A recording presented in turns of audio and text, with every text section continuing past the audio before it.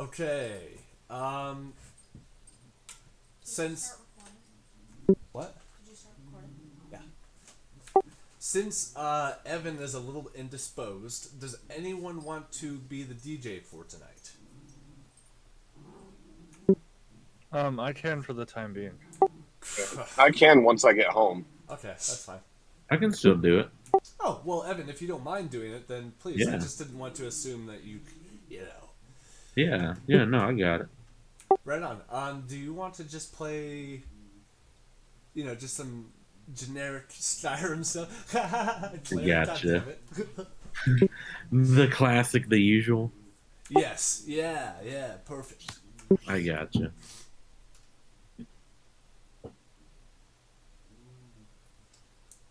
My love, would you mind us opening the game with you reaching out to Pocket for the whole backup thing I was telling you about? Okay. Alrighty. So, the last time we left off, the Fellowship of the Standing Bear had done a considerable amount of work in Windshire to sabotage as much of the magical ritual that was to take place on the full moon. Hundreds of pounds of salt had been deposited in the city much earlier in the week, which you guys determined would be used to make some sort of ritualistic circle throughout the entire tent city of Windshire. With Fia's super intense flames and the combination of the teamwork between her and Raiden, they were able to blow up the most of the salt pile, destroying most of the regent that will be used for the spell. All the while, Troxy, just sitting outside of Windshire itself, had made herself a little burrow in the earth and began to cast plant growth. And over the next 8 hours, or no, you did it through the night. So she did the next 16 hours. She concentrated solely on the spell, and in that amount of time, her goal was to sort of like grow trees and all that whatnot inside the city, but because of whatever sort of like magical barrier is around it, the spell's power wasn't enough to penetrate, so it did its best. Over the next 16 hours, you saw basically what looks like a huge like tree wooden shell that has like formed a shape around the shape of the barrier, so it's this almost perfect dome-like shape. It looks like one of those cheap dog kennels that you'd buy for your pets, that you keep in the backyard, and it's all like one igloo shape, you know what I'm saying? It's similar to that, except on either side you do see like bountiful fruit trees ranging from all sorts of kinds, even fruits bearing on some vines that don't even grow in this region, but now do because of the effects of the spell. All of this to thwart the whatever shenanigans could be coming from the side of the court that Professor Hermione is playing on. You all know that just in less than 12 hours now, that Professor Hermione will be here soon with who knows who, and everyone has a slight sense of confidence, at least enough to give them a feeling of at least that you might have an edge in all of this. Because with the salt destroyed, how are they supposed to... Anyways, we're going to pick up the morning after. Yeah, we'll pick up the morning after with Fia as she sort of like gets up from the day. She sees Raiden across the way. Since he only needs 4 hours of sleep, you see him sort of doing his thing as you start the fire. What would you like to do? I'll sending back to base. So to Pocket, and let him know. Pocket, we figured out what's creating the abominations, or potentially, and we need your help. Meet at Windshire. Yeah, okie dokie, I gotcha. I'll be there before you. And if not, I'll give you some turd cakes. Wow. head And to- so as that message, it flies through the air back into your head, as it magically fills your head with the message of Pocket's response. And,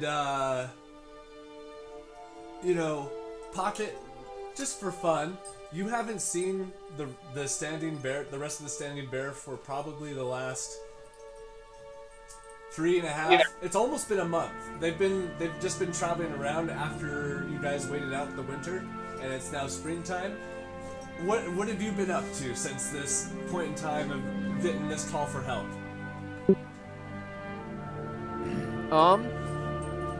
Pocket has probably been having a lot of fun cutting down trees with lava. Like, because it's so pressurized. If they came back to the forest, there's like a good acre of the forest that are just chopped down trees. He's also been using lots of pulleys, and he has been making those tree traps.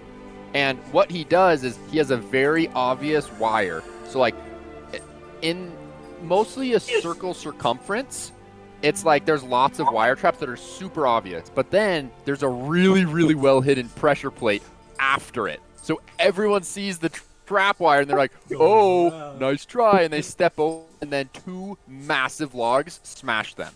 And I'm hoping it's worked well. God. Yeah, definitely. That's a thing now. That's real. So, Pocket, because of the relationships. Oh, you know what? Didn't Zafriel commission somebody to do a teleportation circle within the tower? Sure did. Yep. Okay, cool. Well, we're going to say that's done now. Beans. And, Pocket, if you wouldn't mind, let's see here. Malin will be able to facilitate the process of transportation through the teleportation circle. Is there anything you would like to grab before you head out to respond to this call? Just to be stated, Null is also with you. Once he hears that you get the call, he starts immediately packing up his things and grabbing what he needs to have. Ooh. As person. Is there anything I need to grab? Actually, I know what I grab. I mean, I on a meta level, I grab- have no idea, but it's up to you. Okay, I want to grab. I'm sure I have been doing this, like preparing. I've also, the other thing I've been doing is preparing a like code red button if like it's infiltrated. I've dug my goblin size like tunnels all throughout our base with giant TNT boxes ready to blow up everything if we get compromised. Like ready to like DPK everything. And so Hell. I want to put maybe like 4 boxes packed on my back of earth. Even though I have a bag of holding, I don't want to put it in the bag of holding because it's so much cooler to have 4 TNT boxes on your back. Just in case if I know we're losing, I also Makazi. So Okay, we're going to just say each TNT box is 3d12 worth of fire damage. So Okay. All total, it's 12 d12. yeah, I would definitely kill myself. So hopefully no one shoots fire. Okay, and with all that, you're stuffing all your stuff in, and you see Null reading. Is there anything you'd like? Oh, excuse me, Evan. Sorry, I'm just so used to saying reading now. Is there anything you'd like Null to grab specifically before he comes and joins the fray? Yeah, he would grab his smithing and enchanting equipment in case needs arise for repairs, and he would then kind of take out a dusted chest, and inside he would grab his great axe once again and pull it from the chest. Would he bring with? Huh? Bring with? Oh, well, I was gonna say, if Colton's okay with this, yeah, he was gonna kind of mount Siegfried, almost, maybe not like full plate armor, but he's got like a little armored saddle on him. Yeah, for sure. It's an armored and we can even say it's something that you've made over the past couple of months with all this downtime. Yeah. But on top of that, Siegfried, the moment you ask if he wants to go, it's the equivalent of when you ask your dog if they want to go for a ride. Siegfried has not seen a lot of action in the last 4.5 to 5 months, and the moment you offer him something that is different than just looking out the porch window and growling at the same mailman that's been coming the past 4 months for every single day, you think you'd get used to him by now? Nope. But yeah, he's ready to fucking go. He gets up and it just does this stretch, and then kind of stretches too much, and you see him sort of creak his back and sort of he shakes it off, and he just he's ready to go.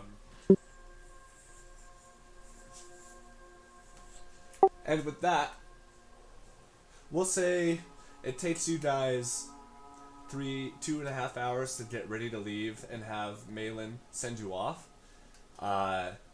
You will be going to Windshire, and we'll say, we'll jump back to the Fellowship. As Fia begins, after she has reached out with Pocket and asked for help, who would like to get this party started? Everyone's starting to wake up. You've camped outside of the town, I believe. Yes, in a little nook of trees.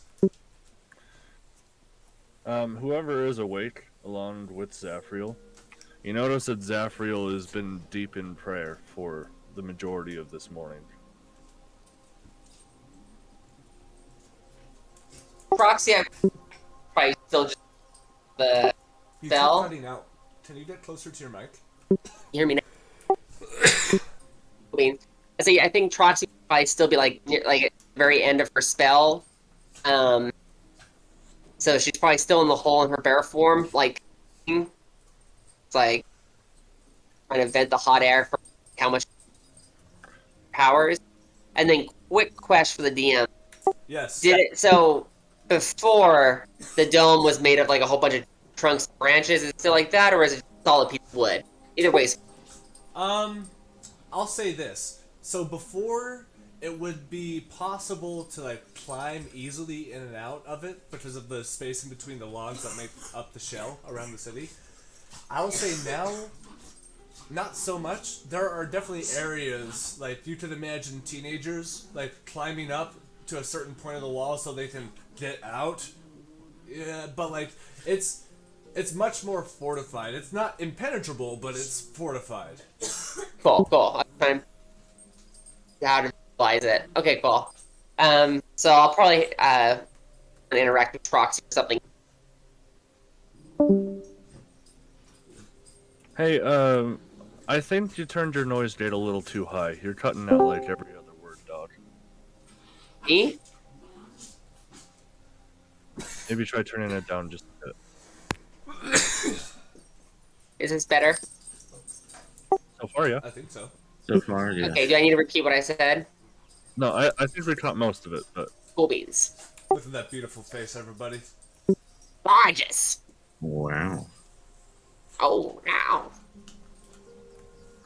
So, You're beautiful too, Trek.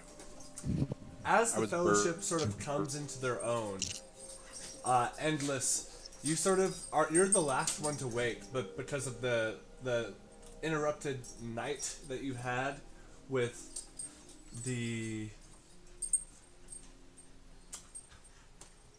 way that your devilish mistress presented herself last night was confusing to say the least. But as you start to climb down the tree from where you slept in to join the rest of the Fellowship, what are the immediate thoughts that are going through your mind? He said as I'm hopping down to join everybody. Yeah. The immediate thoughts going through my mind are, or through Inglis's mind, are he's thinking to himself like, I know I need to like keep my friends like their health and everything in check, but for some reason I feel like maybe she can help us. I don't know. I don't know. He keeps telling himself as he's pacing back and forth. He goes, I don't know. I don't know. And part of the reason, it could be of your own accord, but your shoulder starts to feel a little heavy, and like you like look over, and you literally see a devilish sort of endless sitting right on your shoulder, Kronk style. Like he looks just like you, except he's wearing an awful cheap-looking devil suit with like a plastic-looking little fork, like serpent, like whatever the fuck is trident. He's like, hey, I think that sounds like a fucking great idea. And then you look over to your right because of an interrupting voice that says, oh no. You like look over and you just see like this toga wearing like beautiful like angelic endless that looks over to you. Child, devils are nothing to mess with. Get a load of this guy. And they just sort of poof out of your like mental awareness. That was weird. No more eating the strange mushrooms in the forest. You all see Endless approach the large fire that Fia has now built. Hey, any of you guys eat the mushrooms?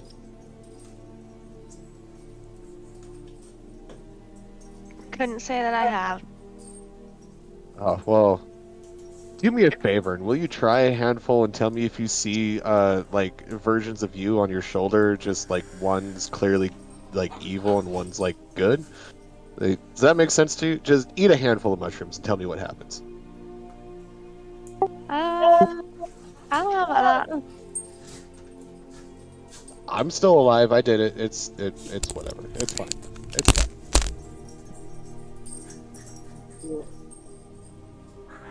Do we have any other volunteers? His ass off. Yeah, I don't know what he's doing.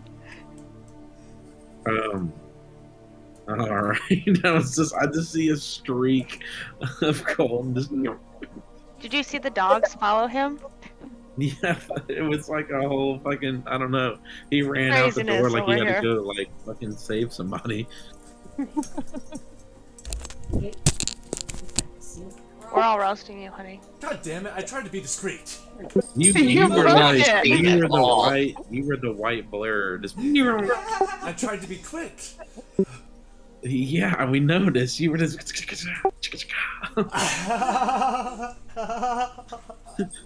Sorry, I everybody. just heard this fucking Mission Impossible song.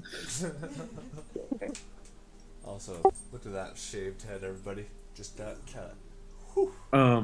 At this point, Raiden's just sitting at the fire, kind of like the thinking man pose. Yes. Just kind of like Doctor Strange during the Endgame movie, trying to contemplate the chances of beating Thanos, basically. But he has no idea who Thanos is and their powers, so he's like, eventually, with everybody getting there, he just gives up on the strife of trying to contemplate it, and he's just kind of observing everyone. Zafiril, you're the last one to... Oh wait, you just said you were already out and praying, right?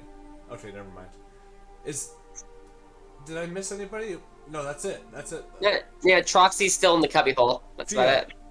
What would you like to be doing after you finish that conversation with Pocket? I'm just waiting kind of by the fire, and my bed was above Troxy's hidey hole, so I just casually go back over there and check on her. Okay. What does she see? You say, what does she see? Yeah. Troxy is just like not in bear form anymore. She's just kind of sitting there with like her head like kind of like halfway hanging down, and she's just like breathing hard. And she just looks like she just got dumped with water, which is basically just sweat from how hard that was on her. And she's just covered in vines, like just so many of them just covering her. I'm gonna bring her some water. You watch as Fia sort of like comes up next to you, and she sort of like sits herself up onto the ground on this like small to medium rock that you're next to by your burrow, and hands out a flask. She, weakly takes it, sticks her hand out of the little tiny window she made, and pulls it in and just drinks for dear life. Just, oh my goodness, that was intense. That was. I made a dome. I made food. She just kind of like slouches and just like sighs with exhaustion. Fia, it's at that moment that you realize as you look up that like to some degree you were aware that the shell around the entire city of Windshire was because of Troxy, but it's not until this moment that you are able to like put that the level of exhaustion that you can see just like on her face, and then you look at this, it like recontextualizes the whole thing. This is an impressive feat. This is something that people don't do often. Yeah, Troxy, it's pretty intense over there. You should get a closer look when you're filling up to it. She's like, she like kind of like tries to smile. She's like, I think food, more water, and maybe just dying would be the first thing on the agenda. She kind of exhaustedly laughs as she kind of like digs herself out of the burrow to get out of it. I'll give her some of my rations. Oh, she eats them so quick, like a hungry animal, and then she looks and sees the trees that grew up above her. She's like, oh wow, wow. She looks back at the dome. Everything goes, maybe I went too far, maybe not. And she just like shoves her mouth full of more rations. And the rations at this, like these rations were the ones that she bought like a while ago. So like, you get some like trail mix, and the peanuts are a little stale, and there's like little bits of like, it's still good. It works. It's functional. But oh sorry. Go Okay. ahead. No. As she's please. chewing, she can just kind of tell, but she's just so grateful for the gesture. She goes, this is delicious," and she just puts more in her mouth. Wow.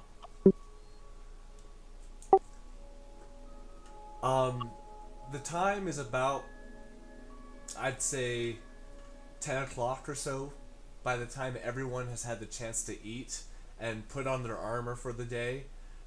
And it's about that point that suddenly you see a flash of light towards the front entrance of the city. Because didn't you guys, you didn't make camp at the front of the city, but like just off talked to it, right? Yeah. That was the first night, but the second night, we stayed right there because we killed all the guards. Because my hammock was right above her hidey hole, which was right outside the door. And Inglis was up in the tree with Jeffrey. That's right. Okay, alright. Actually, no, my hidey hole was like 70 feet away. Yeah, her hiding hole is a little bit further away. Sorry to kind of cut the flow. I gotta put my kids to bed and put Wendy away. That's fine. That's fine. I'll be right back. I'll be like maybe 10-15 minutes. Alright. I am so excited for Aaron's character to join this. I don't know everything, but I'm very intrigued to see what blossoms. Yeah, Aaron, if you want to, we can hop into DM secrets real quick. If you wouldn't mind. And I'll mute my mic. Yep, Sure. sounds good. All right.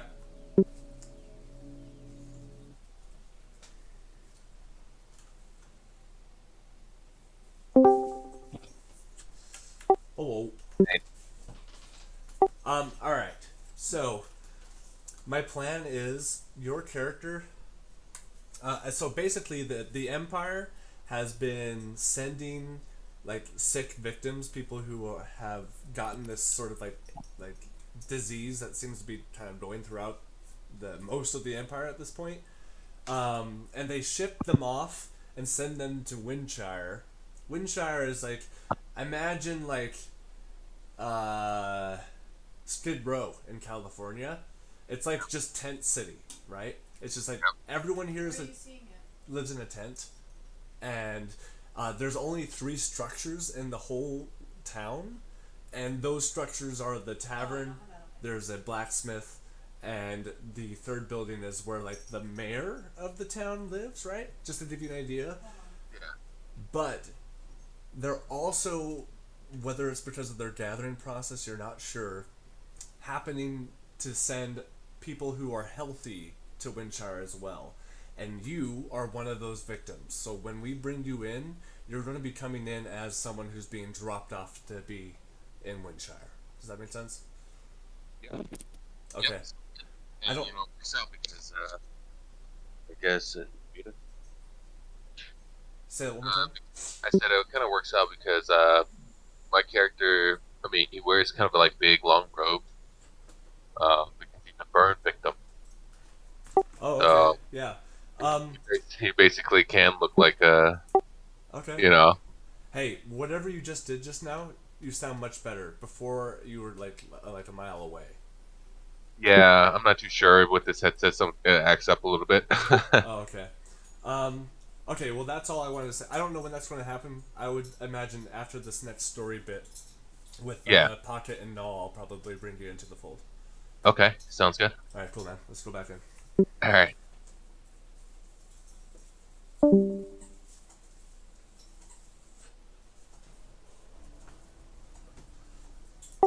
Hello, everybody.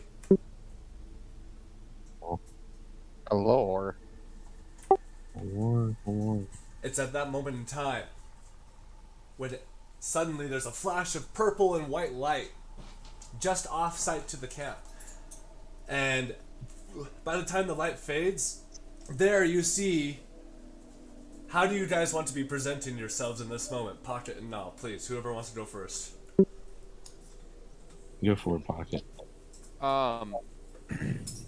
Pocket was not ready to be teleported so fast. He thought he had like a second, and so he's still putting on his armor, and he's half of his like kind of like Japanese like wooden and leather armor suit is almost on, but he found like some wax and lint in his belly button, and so you see him like picking his belly button and eating it as like half of his armor's on, because he just noticed like a good chunk of food in his belly button.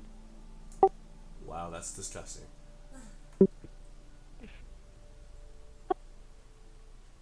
Also, real quick, 2d8 per laser. I think 1d8 is not enough. Like 1d8 is like basically a cantrip, and I don't want this to feel like a cantrip. I want it to be a little beefier. And we can change anything, like during it. If you're like, oh, that's a little powerful, we'll Trek. just roll with it. We'll roll with it. Yeah, I don't. It's I don't fluid, mind. dude. It's 2022. We're fluid. One D&D. Yeah, dude. 1. I am excited about some of the things in 1D&D, though. I'm not gonna lie, but we can talk about that later. All right. As Pocket sort of stands there and gets some lint out of his belly button, Null, please tell us how you arrive on the scene. So as the reins of a horse are drawn back to make it stand on 2 feet, you see Siegfried just stand up. Yes. And for a second, if you see it, it's like the fucking Fellowship of the Standing Bear symbol. Cool. And Null is just sitting there on the back with his axe, and on it is a tattered banner of the Standing Bear's original flag just attached to the top of it. Love that. Yeah, what color is the flag? Or is it just like a white beige color? I don't know if we decided a color, so I'm gonna go with purple because it's my favorite. Fuck yeah, dude. That's even more badass. So, as this flash of light goes, you see like this goblin sort of like getting something in his belly button, and this massive half-orc just rearing back on a bear, back on the ground as the light disperses, and Null and Pocket have joined the rest of the Fellowship of the Standing Bear. Proxy just squeals at seeing Siegfried, and she just runs and just gives him a big hug. Oh, and Siegfried just takes it, because at this point he's like kind of become the dog that was an outside dog but became an inside dog, that sort of mentality. And he just like takes the lovings and the scritches behind the ear and everything. He just loves it. Hell yeah. She goes to town on him. But yeah, Pocket, if you wanna jump in, that's fine with me. Okay. Oh, I just so want to real quick. Sorry, let me give you an idea of what the fuck is happening right now. So, the last thing you heard was the Fellowship went back for a third time to go to the laboratory. It was inconclusive, but they did hear rumors of like the Empire sending sick people to Windshire, people who were afflicted with the disease. The Fellowship followed that lead and went down to Windshire, the furthest southern place in the Empire, where all the like pretty much homeless or poor people will live because of the cost of living isn't high. When you got there was an actually you don't know this, but that's why they left, and now you're here. It's up to you if you've ever been to Windshire. It's a tent city, pretty much.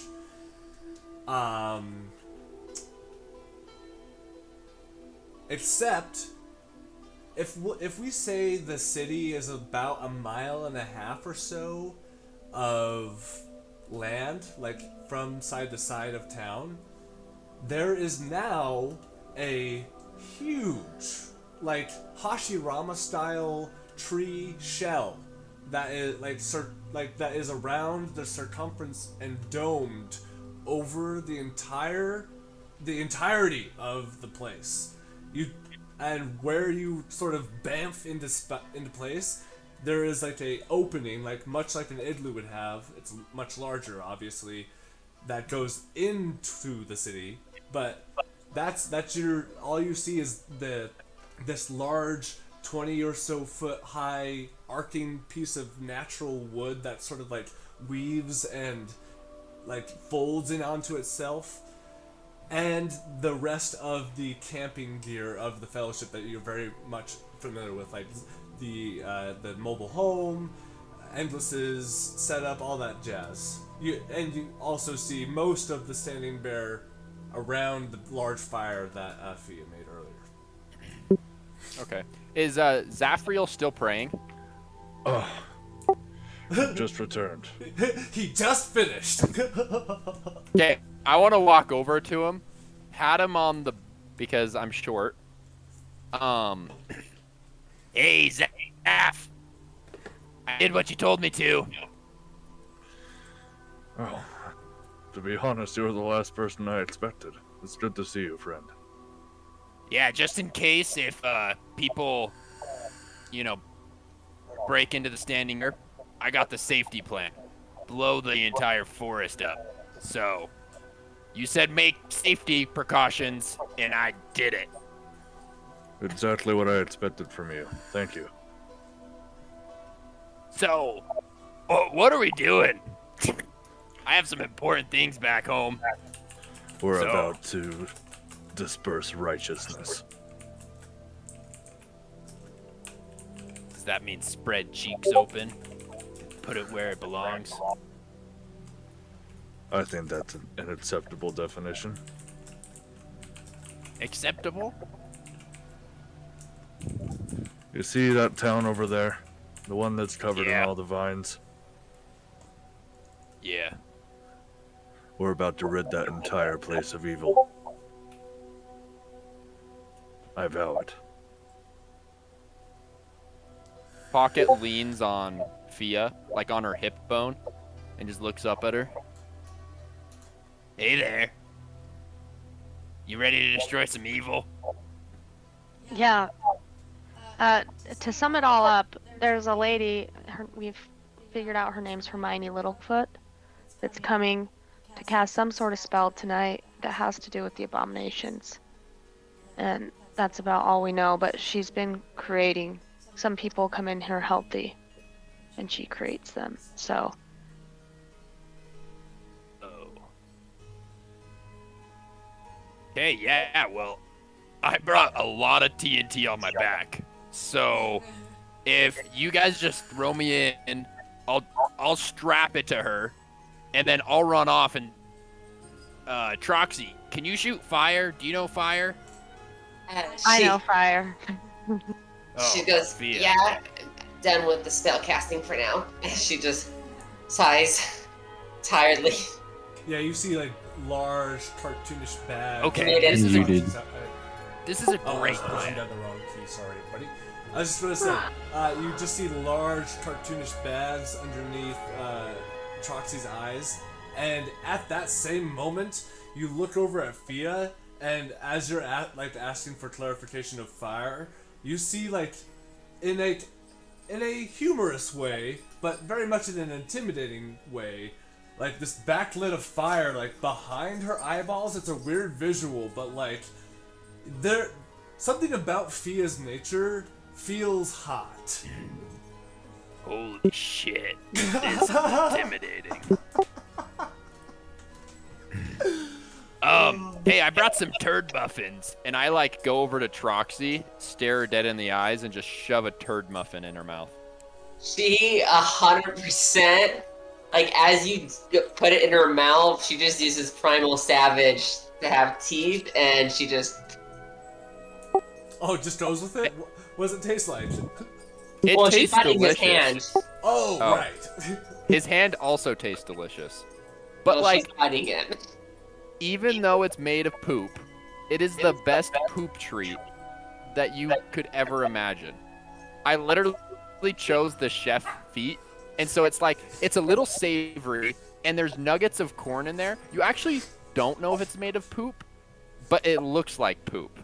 And you think it's poop because I'm a goblin, but you don't know. But it tastes good. So there's a lot of mixed feelings going on as you're eating it. You're like, this is too good to be poop, but it looks like it. Proxy, so. You know, I react to this as you use. She's gonna try to bite his fucking hand off. Yeah, you watch, you see the look on her face, or she's like, like, there's like some, like, I'm not sure if this was supposed to be good or not, and then she just like commits anyways, and she goes to bite. Do you want got to a try 24 doing on something it. and react? Oh yeah, I do not want my hand bitten off. I like throw it in her hand. I rolled a 24 to like deck save out. Oh, sure. Like, go ahead and roll an attack, I guess. You also get 3 temporary hit points for that turd muffin. Wow. Isn't Troxy a goblin too? No, Troxy is a Halfling, right? Yeah. Yeah, small. Small. Okay, I'm rolling to attack. Yeah. Action, Primal Savage. Okay. That's the third time around. 16 plus 6, that's 22. You know what? I'm going to say because his death save was higher than your attack to hit, we'll say you break skin because of your speed as a fucking animal, but it's not enough to clinch on the wrist, and he just slips out like a fucking goblin would. She just Nice try, bitch. And then I give her a high five. she just stands up on her 2 feet and just looks down at him because now she's so much bigger. It's at this point, Pocket, you like it throws you off. Like, for reasons you're not aware of, her bear form is about double as much as you estimate it should be. Her height class is considered large and not medium right now. She's like a good 8 to 9ish, 10 feet tall. And she is straight up snarling with like drool dripping as she just looks at him. And I'll roll intimidation. Oh, no need. I am terrified. Please. Absolutely. I pull out another turd treat in my hand, offering it. Zafriel steps up. Okay, perfect. Okay, that's enough. Or, Do you really expect any food to come from him to be anything less than shit? she like looks at him and like she like tries to talk, but it's just bear roars. And she's just like, he shoved it in my mouth, and like her hands are like, it's not my part. Roar, roar, roar, roar, roar. Looks at him just like screams, like roars at Pocket. I take the turd muffin and take a bite out of it. Please describe Tastes what it tastes freaking like. delicious, dude. Like, you would expect this from a gourmet freaking bakery. It has a little bit of that dwarvenness to it, like you're almost tasting gold. You know, like with those fancy treats with gold on them. And it's like, for someone with the culture and education that you have, you're like, this is what would be at the temple, like for a fine dining picnic. But why the corn? It's just unsightly. I'll tell you. I take back my comment. This is delicious, but why? It's like you're trying to be offensive. After all my time being away, I never expected you to eat shit, Zafriel. As Nall just comes up with a friendly greeting. You should have been there when I was with Nall. Oh, man.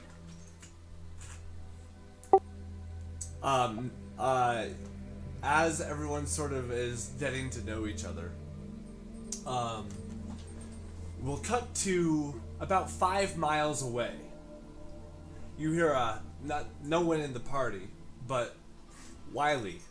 Is that how you pronounce it?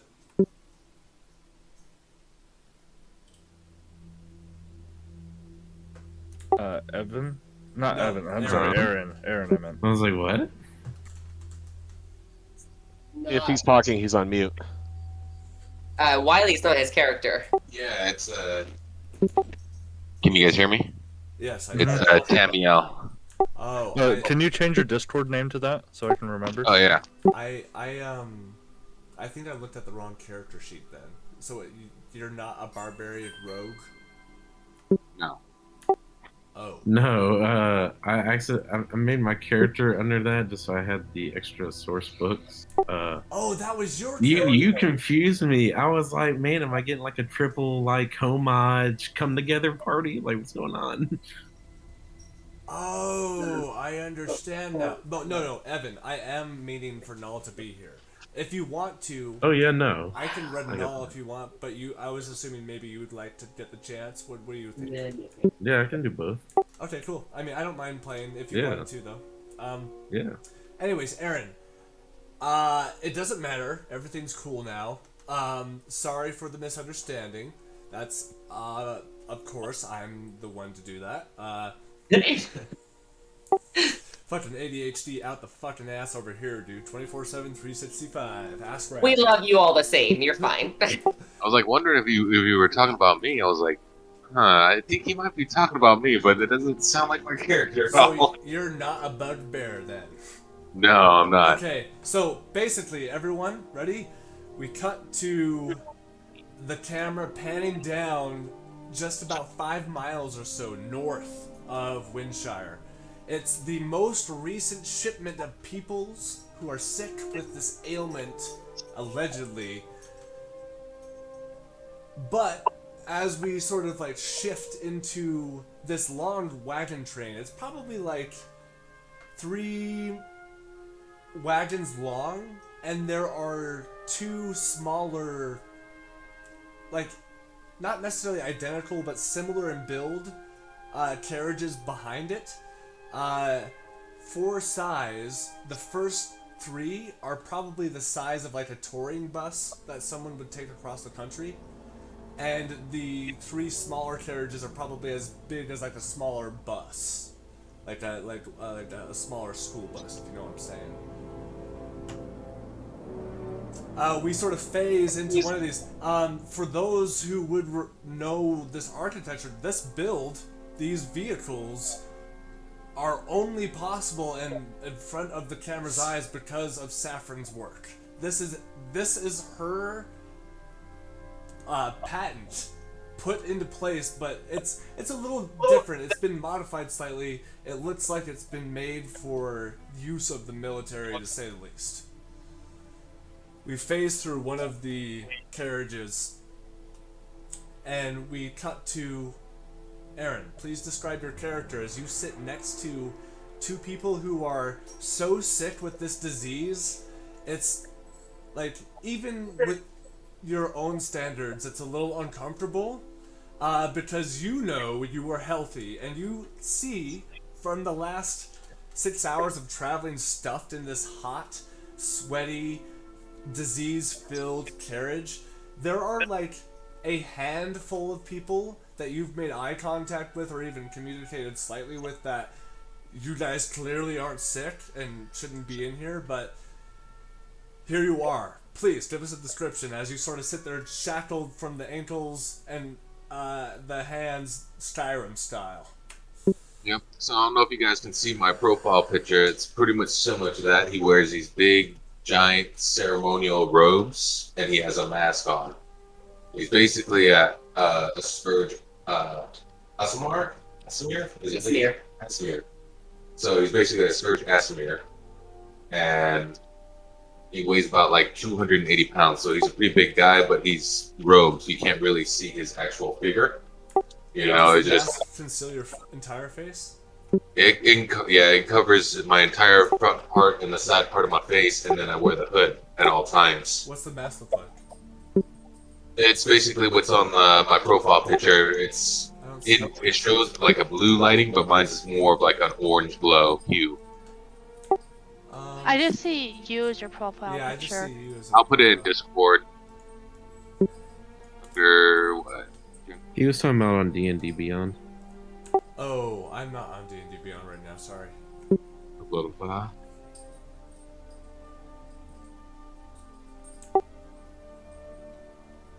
Oh, dude, that Hashirama kit is fucking on point, dude. So that's pretty much what I look like getting off the cart. Let's see here. It's a normal general. Oh, okay. Okay, cool. Okay, so it's like... Oh, I was gonna say, yeah, that's two different things. Cool. So, as you're sort of sitting there, you start to get the urge to want to do something to correct the situation that you're in. And the moment you start to work yourself up to it, the carriage comes to a stop. You hear the sound of a muffled female voice yelling and barking orders from outside, but because of the amount of wailing and crying and like the sound of misery that's just ringing within these wooden walls that you seem to be traveling in, is hard to distinguish what's being said outside. I will also say at this point, the Fellowship has now witnessed, because you guys said you were basically near the front entrance of the city. I'm going to say that you guys see what seems to be a large party of the Empire show up. There are probably 50 Urim soldiers, just off the top, just if you were to glance at all the people that are walking. But you see 3 large tour bus sized mobile homes in front of you, as well as 3 smaller ones that are maybe like 200 square feet bigger than the model that you have, Zafriel. They're just a little bit bigger. And right now, you see they are performing some sort of protocol, because from one of these smaller carriages, people are now being taken out. Everyone here is aware, except for Pocket and Null, is aware that Windshire has been procedurally getting more and more people dropped off here, and you assume this to be the next shipment, if you will. What would you like to do? Raiden immediately dons his helm and heads, out towards them. By the way, Pocket would notice that Raiden is an undead skeleton. Yes, Pocket, you notice that that like right before Raiden takes off, he puts his helm on, and maybe it didn't strike you curious the first time, just because of your goblin-like nature, but after he puts his helm on, it's not then until you realize, like, wait, what the fuck, was that a skeleton? And you watch him start to go off and join the shipment that came. Does anyone want to join him in this pursuit? I want to jump on his back. On Raiden's join. back. That's possible. I'll allow it. I'll go too. Yeah, Troxy jumps on. I'll allow So it. now I'm carrying 2 small people. Yes, but I'll say you can't run. That's fine. I'm definitely on the left shoulder, like, trying to, like, be away from Troxy. Because she still creeps me out and scares me. Oh, she's still dead-eyeing you. Does anyone else want to go? I'm gonna lead the charge. Okay, Endless and Fia, did you guys want to stay behind, or did you? I said I was going. Oh, okay. What about you, man? Me and Jeffrey will definitely be joining. So, the Fellowship at large, mind you, everybody. The entire Fellowship is here. There's an amount of confidence, and although Fia and Troxy aren't quite privy yet to Null and Pocket, since they weren't too involved with the adventures you've been on so far with the Fellowship, there seems to be this camaraderie at this point as you all sort of like make this be. I want everyone to describe their slow-mo, like cool sort of walk as you get over there, because I'm going to give you guys something cool at the end of it. Proxy's just walking on the 2 feet as a bear, and she's just doing like the badass like chest puffed Sure, up, shoulders sure. up, and just walking. You sort of twirl off of Raiden's right shoulder and transform, standing just a little bit taller than Raiden himself when you were just barely half his size before.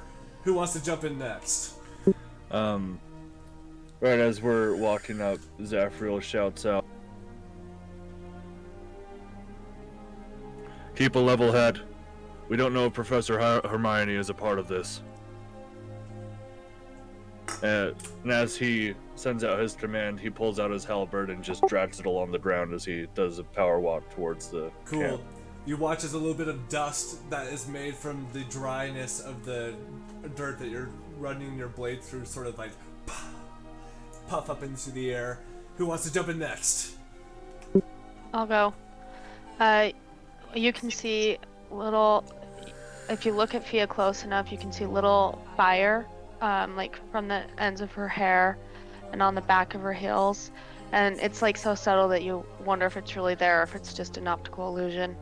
And she's just like walking, really confidently. Cool. And from behind Fia, like a streak of lava, like that originates, and it looks like it's from Fia's head and goes down this way, as like the lava just shoots in the air and it's pressurized, almost like a firework, and then like a double front flip over Fia, like spread eagle Superman, about a like belly flop on the ground, freaking ninja roll, and then blow out the steam on my lava laser guns. Cool. Alright. So you just sort of like spew out your lava in this sort of like synchronized event as you sort of flip and last minute tumble into your stride as you walk forward. Endless, how do you want to join in on this? To cap it all off, my friend. Winging in with Jeffrey, like swinging in I from the forgot trees about like that one, never Spider. mind. Sorry, go ahead. So like swinging, Angelus is gonna swing in from the trees with Jeffrey like Spider-Man, but like he's hugged on to Jeffrey as Jeffrey's swinging. Cool, cool. You sort of like, you swing with Jeffrey as he shoots out his sort of web, and together you perform this sort of like synchronized, like gainer type of backflip as you sort of launch yourself off, and with the grace, continue with that momentum going forward. And Null, to cap it all off, please tell us how you join in this little sort of kunky. All right. I'll do Raiden then. No, is that fine? Oh, sorry. I just because people are jumping You're off good. of you. In my head. Please, yes, do that. As each of the members jump off of him, he takes that opportunity to finally activate the Thunder Gauntlets, and there's this arcs of lightning flowing Yes. not only around the fists but around his body, like Super Saiyan 2. Cool. Like there's this arcs of lightning going around him as he's just making thunderous stomps, like just sending kind of dust clouds up around his feet as he's just stomping forward, like the gif I sent you of the Astartes. Yes. And how about Null? And then Nal does not know what is happening, but he sees just the call to arms basically happening. So he kind of jumps more to the front with the banner right next to Zafril, riding on Siegfried, almost in response to the army, just holding the banner up in the wind. Yes. As Siegfried is just roaring and shaking his fur right next to Zafril. I need everyone to just make a d20 roll real quick. Just don't add anything to it. A low number isn't bad. Any number is going to send you into the positive. Shit you not. I got a nat 20. Fuck yes. What about Okay. you, everyone else? 8. You want to? 4. 4. Cool. Fair. I also got a nat 20. Fuck Noise. Hell yes. All right, 4, and then what about Raid? I rolled a 18. Cool. And how about Raiden and Null? 19. Oh, I need to roll for him too. Yes, please. 19 for Raiden, 10 for Nal. Cool. So, everyone, I'm going to sort of pause the game for just a second. I've been sort of thinking on this idea like for a long time, and I still haven't been able to like quite think of the mechanic that will represent it the most.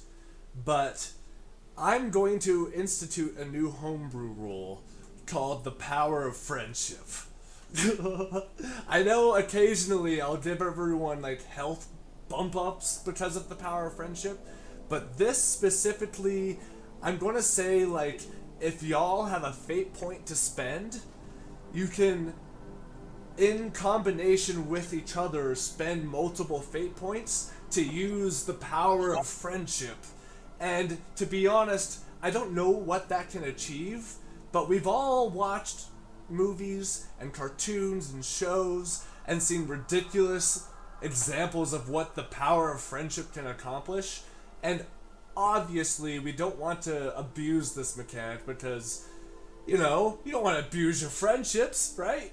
So, you know, be respectful about it. But the idea is like if at least 2 members have fate points that they can spend simultaneously, you can use the power of friendship, and that will help achieve whatever goal you're trying to get to. I don't know what that looks like yet. I've been trying to think all like this last week or so about what that can mean. So right now, it's just going to be this vague thing until we figure it out. Does that sound cool to you guys? I love it. I'd be willing to put down one. Okay, so with that being said, everyone gets a fate point. Because this is Is that just an fucking... inspiration? Yeah, it's just an inspiration. If you want to, though, you can make a... maybe I can go on your character sheets and make it like all official or whatever, but just in your notes or extras or something, you can just keep tally of how many points you have, because they don't expire like normal inspiration would. And as a reminder, like a fate point could be used to like re-roll something to give you advantage on, you know. And now all I'm doing is, if you and another person spend a fate point, you can make some shit happen with the power of friendship. Hell yeah. I'll lay one down too. Yeah, so instead, go in your notes or something. Go down, and then go to. I scroll up maybe. Notes right there. On the right, by extras and description. Not only has this party come from a small little get-together adventure group, it is now literally a call to arms army looking setup. Yeah. There's like, how many members are there? There's 1, 2, 3, 4, 5, 6, 7. All 7 members except for Safrin is missing, and Hendrickson if you count him. Yeah. And with that walk-up, we're going to come right back. I need to pee and also take another shot of alcohol. So 2 minutes. I'll be right back, everybody.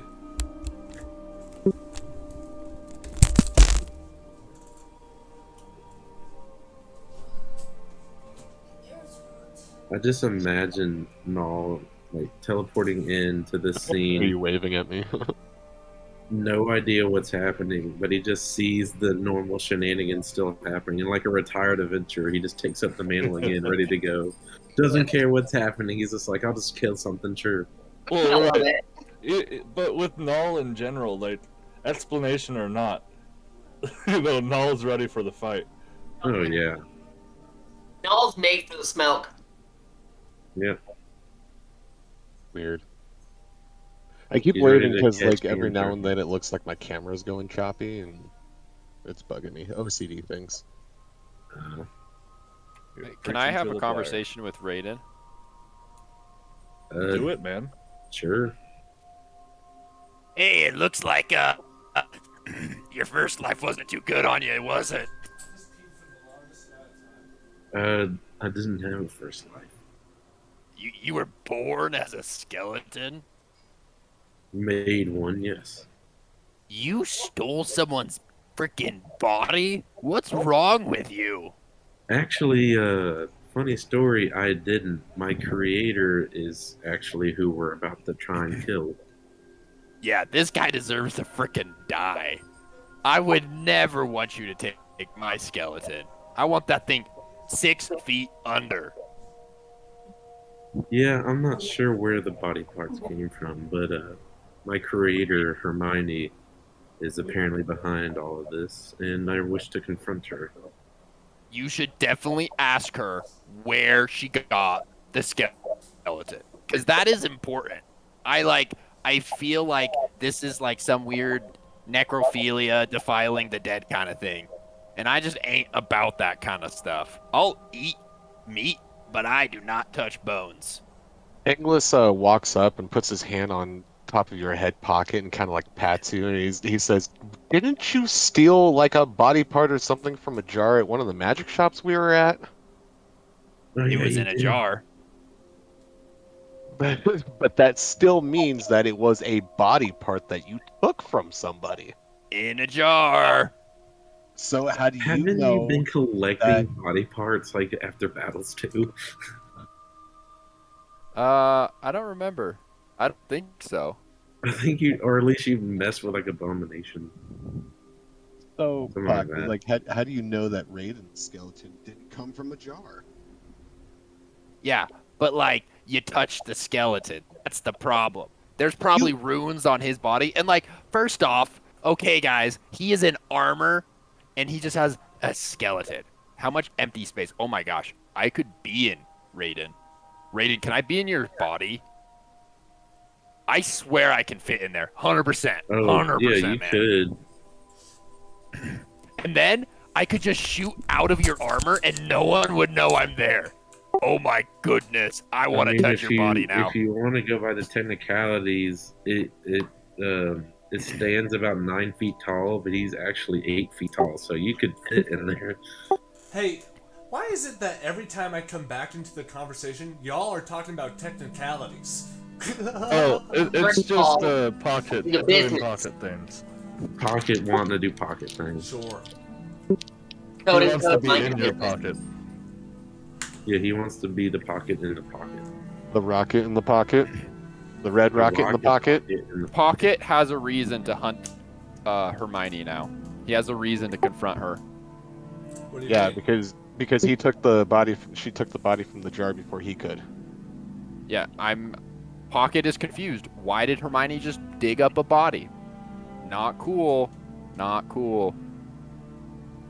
No, we had a little RP between Raven Oh, and him. okay. Yeah, you have to fill me in. What's going on now? Is this a bit or is this real? It's real. Okay, Well- I'll just roll with it. It's fine. Okay, with that being said, as you guys are rolling up, you start to hear the sound of a commanding officer barking out orders. Move, move, move! And there's some muffling and some... You just hear the sound of men moving out into space. As you guys get closer, they're pulling up to the entrance, so like they're really meeting you the distance as you approach. Eventually, they stop about 50 feet or so outside of the city as they start to unload their, I wasn't thinking so, Claire. If it gets to the point where maybe the transition happens, yes, but if not, is that okay? Okay. So, as you guys approach, you see a large amount of sickly people getting out of these things. If y'all want to make a perception check, please.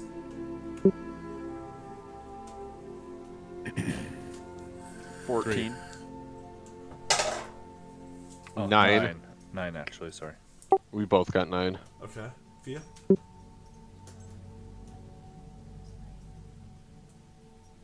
What about you, Troxy? Let me see. Perception and insight. Perception. I was about to say insight could work, but I don't think so. You're too far away. That'd be a 13. 13? Okay. Okay. Oh, hold please. What now?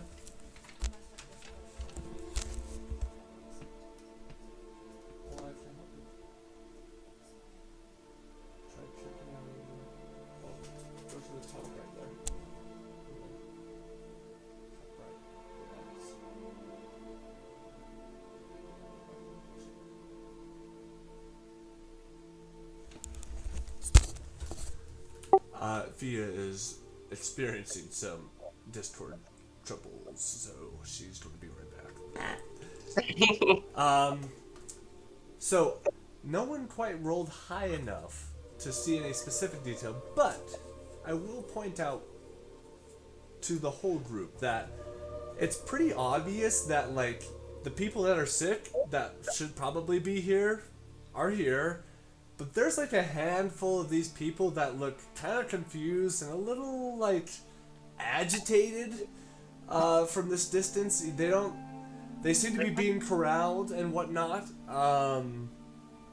And as you approach, you start to hear that familiar voice that was barking orders from earlier. You hear, "Okay, everyone.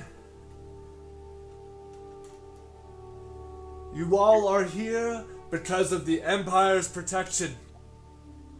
And let it be known that the Empire thinks this is the safest place you'll be than anywhere else."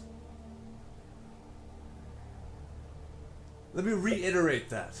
This is the safest place for you than anywhere else. Any attempt to leave from here will be met with death. and you just hear a silence sort of like go over the crowd as the fellowship rolls up at this point. The figure that seems to be speaking is standing on what seems to be a ham-shackled platform that's meant to be just thrown up like really quick.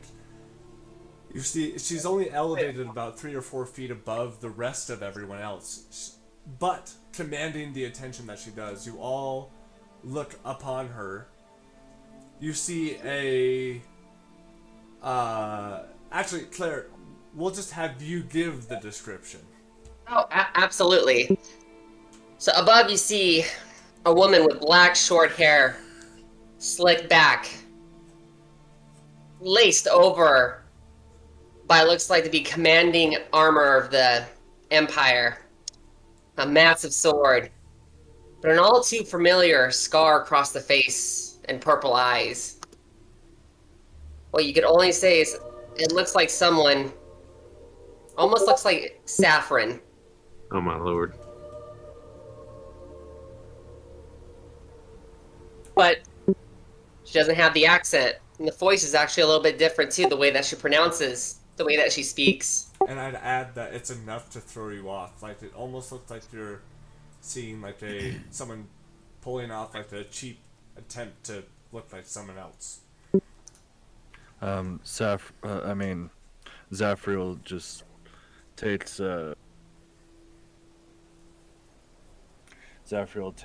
Null by the shoulder. Just wait it out. Let's see what happens first. I guess if you guys rolled high enough on the perception, I'm using a lot of, I guess, being animated with my hands, with when she's basically telling us, like, you know, all of you. I'm like, can I use my finger in a circle, like all of us, you know, or like pointing at me, you know, and then I use another hand gesture, like stay here, you know, in a circular motion. And that's what my character's doing. If you had a high enough perception check, you see my like body being animated, like I'm giving sign language in a way. We'll say the group had picked up on that as well in the group perception check. But with that, I actually at this moment in time realize I need to hop into DM Secrets with Claire.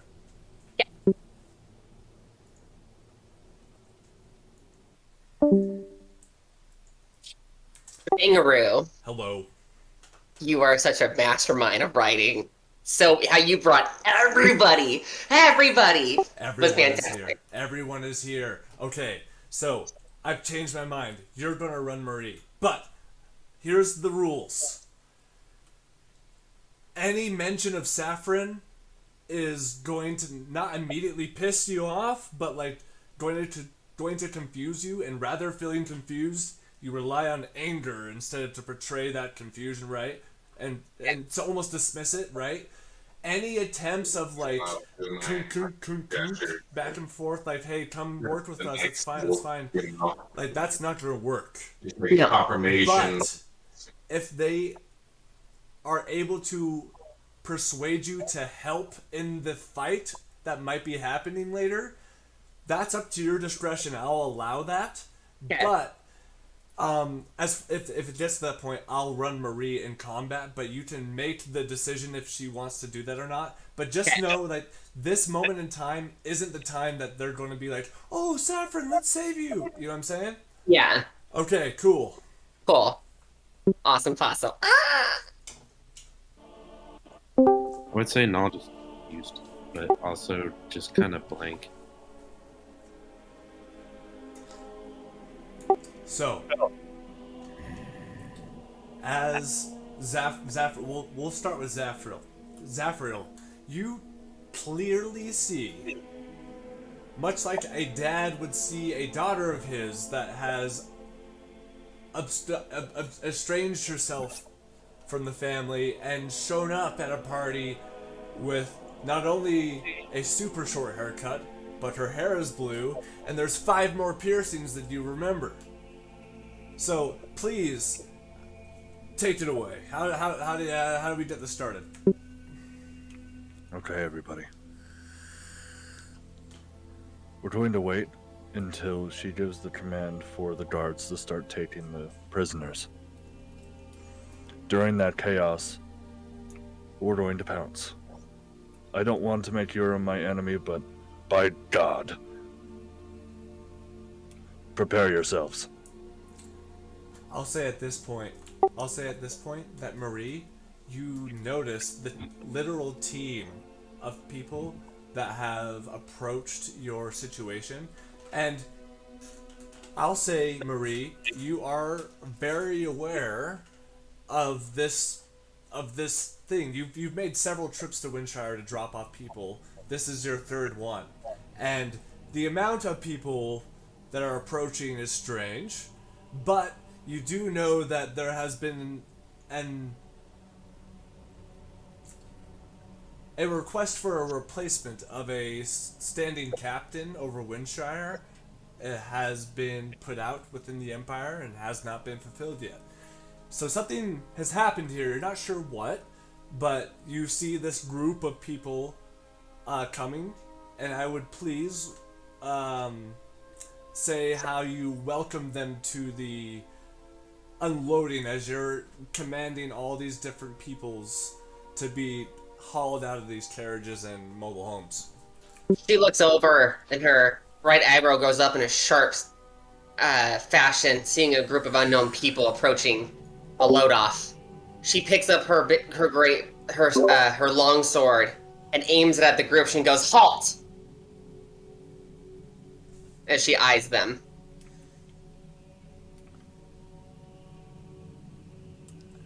What power dictates you to control me?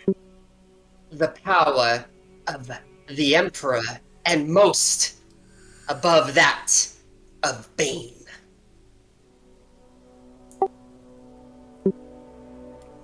What is your name? My name is Marie, and I am at the Emperor's hand.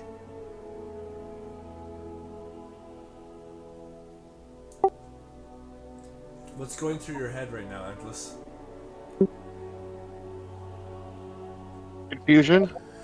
Lots of confusion, but he really wants to say something snarky to her, but is biting his tongue, and everybody can probably tell that he's biting his tongue. Well, clearly, I should give my regards. I give a sarcastic bow. You think yourself wittiful. You're just a priest screaming for attention. Now, why do you approach this drop-off? Are you with the Empire? You are not flying our colors. I actually own territory within the Empire. But I am here in defense of the people that you have brought in here who are not even afflicted. Look at half the people you've brought here. You're bringing cows to the slaughter. Dare you question the orders of the Emperor? These people have been flagged with signs of symptoms, and they will be delivered. I do not fail. Don't talk to me about symptoms. I am a surgeon. Then don't be a fool. Listen to your Emperor. Now again, I will only ask this one more time. What brings you to this load-off? Are you adventurers hired of the Empire? And how do you mean defending these people? It's at that point, Zafriel, that right as she finishes that sentence, the 50 or so guards, or rather soldiers, that were present, have stood attention and faced you. Like, not in an aggressive way, they're not like pulling out their blades or anything, but it's at this moment that, like, though you might have the charisma to battle her in words, you don't have the muscle. And it's at this point you start to reconsider maybe what position you are in. Alice wants to move next to Zafriel, Anglis, and Jeffrey. Like, we move like right next to him and like just kind of mutter under our breath to Zafriel, "You have my arm." What will you have us do? Are we so much of an inconvenience for you? Clearly you're more powerful. First, as someone who should be serving his Emperor, I would say hold your tongue, dog. And only respond when answered to. Now, we have a plague. No, maybe you don't know that. Maybe your ignorance puts you above that. But I'm dropping these people off. Now, are you getting in our way? Or again, why do you approach this drop off?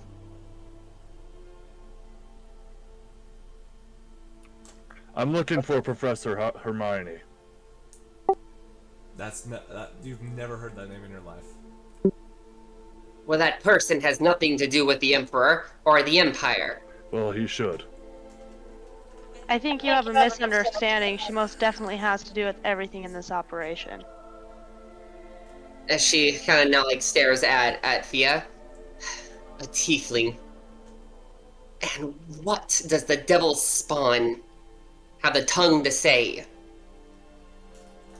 Don't speak to my Conrad about devils, witch. Your tongue. One more outburst, and I promise you I will show you the might of the Emperor. At this point, Inglis puts on the mask that Safrin had made him to look like Leatherface and folds his arms.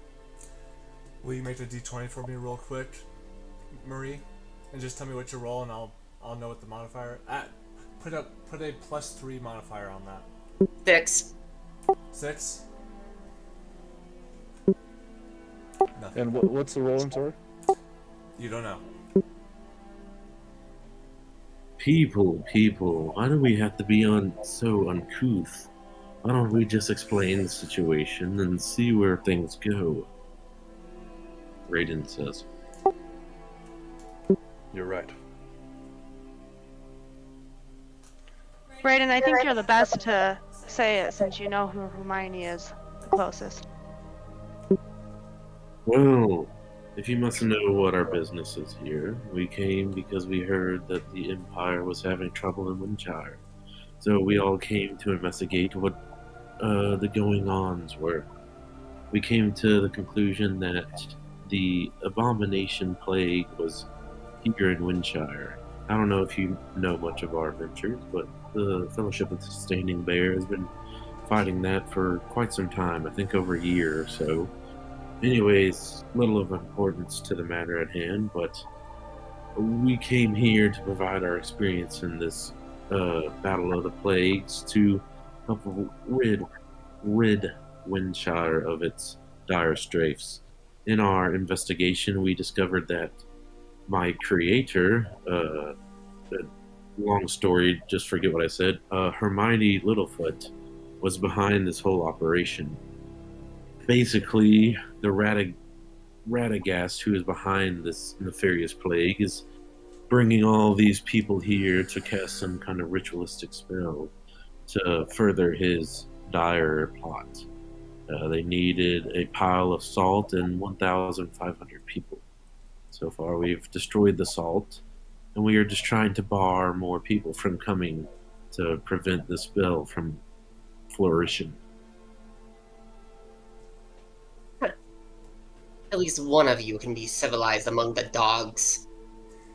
And if you could say what is true, are you saying that there is someone within the Empire causing this? Or that the Emperor himself would do this to his people? Is that what you mean? Well, I don't know who all is... Oh. No. I can't hear you. Sorry, she was bringing me bacon. Bacon. Wow. Okay, her sugar is 40, so we're doing that. When her character said dogs, like at that point, English barks. Oh my god! God damn it.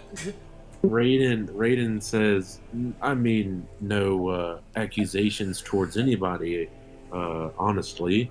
The only factual evidence we have is that the presiding officer over this encampment was in cahoots with Hermione, as well as all the officers, soldiers stationed here.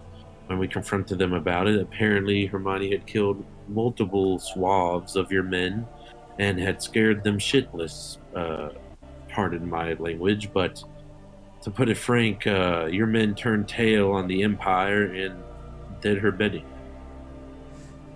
She snarls and goes, "You better hope for your sake this is true, as I will find those men and their families, and they will be cut down in the name of the Emperor, and in the pain of Bane."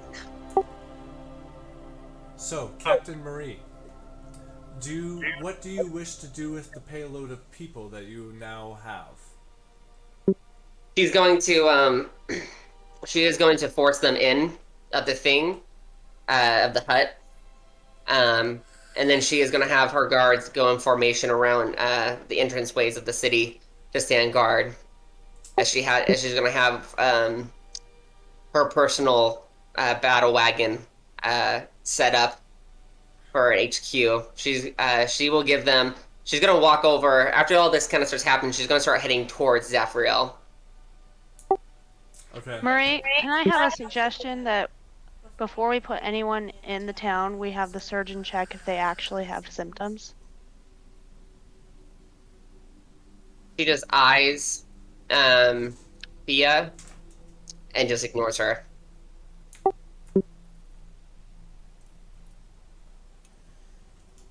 If you're not going to listen to our warnings, at least heed this one.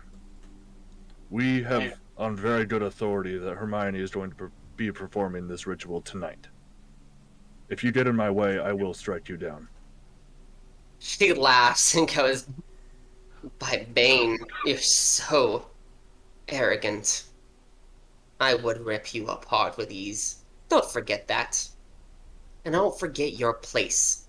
Now I will give you till the end of the day. If no one this said person shows up and you've wasted my time and the Emperor's time for some game, you will all be arrested. Understand that." I Wouldn't agree be the to these first time. terms. What'd you say, Bob? Wouldn't be the first time.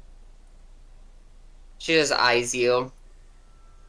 You speak of arrogance so lightly, but you don't heed the warnings of those around you. I don't know you.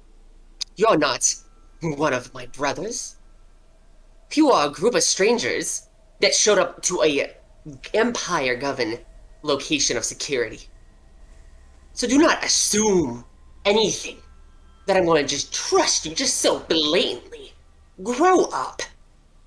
And again, do not speak unless you are spoken to. And then she's going to turn and just walk towards her mobile home. Inglis barks after her. Roof. Hey, Captain.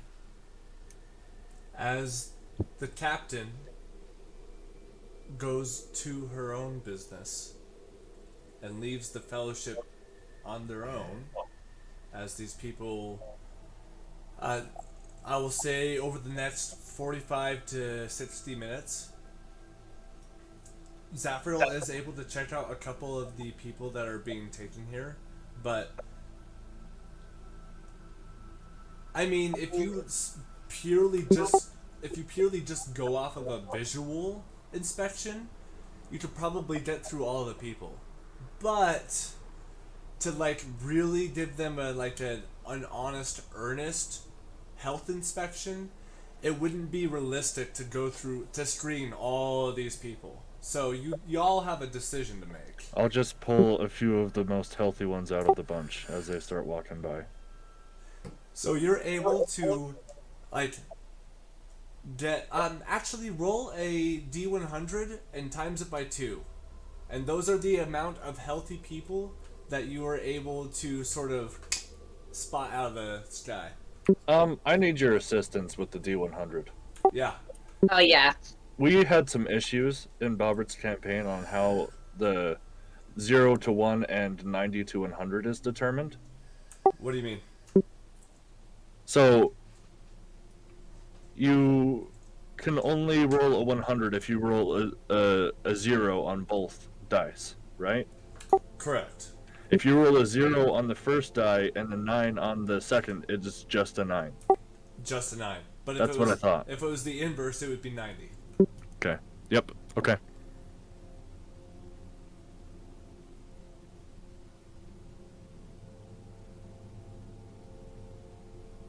That was fantastic, by the way. I am so sorry to be so fucking mean, guys. That was so much fun. Oh, dude, I don't care. I like it. Cool. I'm sorry, Thea. I got 137. 137. Wait, Okay. 134, 267s. 134 people through your quick examination of like, all right, are you sick? No, get out of here. There is a little bit of pushback with the amount of Urim guards and soldiers that are here, but with some persuasive efforts, you're able to convince the lot that at least the people that are clearly healthy enough to like walk to Leavenwood should be able to leave. And that amounted to about 134 people. Do I come across Aaron's character at all? We're just coming right up to that. So, the next, you kind of like went through your second wind as far as a doctor is concerned with all these medical examinations, even if they are quick. The very last one wasn't even supposed to be one. You were supposed to stop before this one, but he sort of just kind of like pushed himself into here. So Aaron, please, if you would please describe how you come into this inspection area. You see that there are 2 tables that have been laid out with cloths thrown over them. One of them is meant for you to sit on, while the other has a bunch of different medical instruments that you're not quite familiar with. Some you do recognize though. But please describe your character as you sort of like plop yourself up onto the table to be inspected. Basically, I come, walking up. I'm a pretty big guy, and I just do a hand gesture like I'm pinching my nose, and I'm basically doing the other hand like I'm trying to fan, and I'm basically gesturing it stinks. And so I come approaching up, and then I go up onto the table. I'd like to respond in sign language. Or do you feel sick? I hold up one finger, and then I go ahead and hand him a set of cards. And on those cards are the common language, and it says, "Hi, I'm Tamriel. I am a burn victim, and it is very hard for me to speak." I asked if he can read my sign. Read his what? My sign language. I nod my head, yes. Cool. I respond saying that I have dealt with many burn victims. I don't see that you have any signs of affliction. I basically, agree. I have a card for yes and no as well, so I hand him a card confirming. How capable are you in a fight?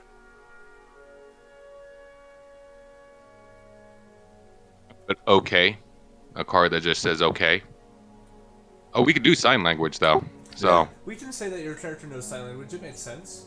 yeah, I basically do sign language. So please communicate as you would if you were to be sign language. Yep. I basically say, yes, I'm a decent fighter. I will warn you, some things are going to happen tonight, and even if they won't, we are going to start some things. And then you just see me kind of lean back in the chair, and I put my hands up, like waving back and forth, like, I don't know about that. Hopefully it won't come to that, but you have 2 options. You can stay here and fight with the Fellowship of the Standing Bear, or you can go off to Leavenwood. There's safe solace for you there, and we are great friends with the owner of the tavern. I'm kind of nod my head, but to the first part when he was saying, what was the first line you said? You can stay here and fight with the Fellowship of the Standing Bear. Oh, and then you said, but you don't have to. And then that's when I kind of like wiped the sweat off my forehead, that whole situation. And then I basically in sign language tell you, well, I'm looking for someone, I need information. I came here to talk to the Empire. And through the confusion, here I am. And that seems to be an unfortunate trend. Just go ahead and come off with us. We'll talk some more. I'll just shrug my shoulders and I just follow. I'll be right back. I have to go help Katie with groceries. Okay. So, as Zafriel halts the continuation of the medical examinations, I mean, Zafriel, even just by going through all of the people, still wasn't able to look at everybody. There was like at least 50 people left that like were pretty disappointed to like not be like cleared through the screening. But we'll say, with all of the screening concluded that's possible, we'll put the day at 3:30, and it's like the middle of the afternoon. It's about the hottest it's going to be today. There's no clouds in sight, actually. What do you all want to do?